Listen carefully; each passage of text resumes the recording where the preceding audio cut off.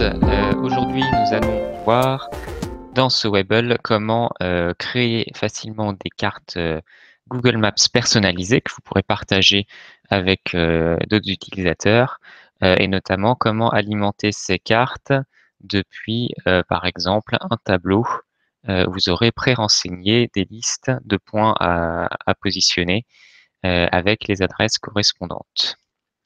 Donc pour cela, je vais cliquer sur le menu qui est en haut à gauche, ma carte, et je vais dire que je vais aller dans My Maps. Donc My Maps, c'est l'outil qui permet de créer différentes cartes personnalisées. On voit que j'ai un certain nombre de cartes existantes. Je vais créer une nouvelle carte en bas à gauche. Donc je vais importer dans ce calque une liste, un tableau qui comporte une liste de points à placer. Alors en l'occurrence, cette liste, c'est celle que j'ai en haut à gauche ici, dans le tableau. Alors j'ai une liste d'entreprises qui sont par exemple des clients Digital Collab pour 2013, avec donc le nom de l'entreprise, l'adresse de la page internet, et puis l'adresse. Alors ici, on va se contenter de placer uniquement les codes postaux, mais je pourrais apporter plus de précision. Par exemple, Vertal, j'ai l'adresse exacte ici. Et là, je vais importer ici mon petit tableau. Alors, je vais le chercher dans Google Drive, mais vous pourriez importer, par exemple, des documents Excel ou format CSV. Voilà, donc j'ai bien ma liste ici. Je fais sélectionner.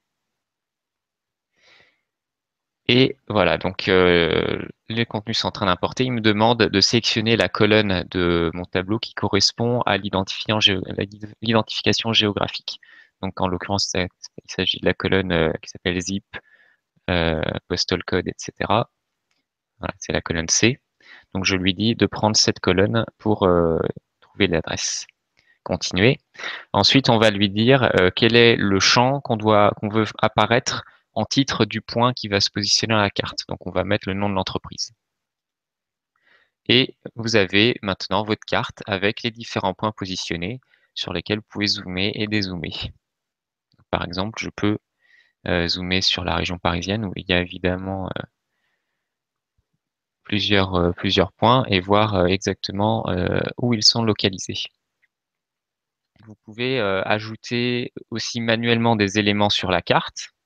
Donc par exemple, si je veux montrer par exemple un itinéraire entre deux points, mettons je veux que les gens voient facilement quel est le meilleur itinéraire à emprunter entre le point ici et celui qui est dans le 5e arrondissement, eh bien je vais par exemple prendre cet outil, tracer une ligne, et je choisis comme ligne itinéraire en voiture. Et là c'est tout simple, je pars du point A et je vais jusqu'au point B, et automatiquement Google Maps me calcule le meilleur itinéraire. Et une fois que vous avez terminé votre carte, eh bien, on va tout simplement cliquer sur partager ici en haut à gauche. Et là, c'est comme un document Google classique, c'est-à-dire que vous allez définir ici si c'est une carte privée ou bien accessible depuis un lien ou directement publiée sur Internet. On va par exemple prendre une carte publique. Et après, vous pouvez prendre le lien et le partager avec quelqu'un. Voilà, donc quand quelqu'un n'a pas de droit de modification sur la carte, c'est ce qu'il voit. Il voit à la fois l'itinéraire et puis il voit la liste de tous vos points intéressants ici à gauche. Il y a énormément de façons de faire ça. Il y a des façons plus automatisées, par exemple. Vous allez pouvoir, depuis le tableau, directement décider de quelle image va apparaître, à quel point. Et dès que vous mettez à jour le tableau, la carte va se rafraîchir.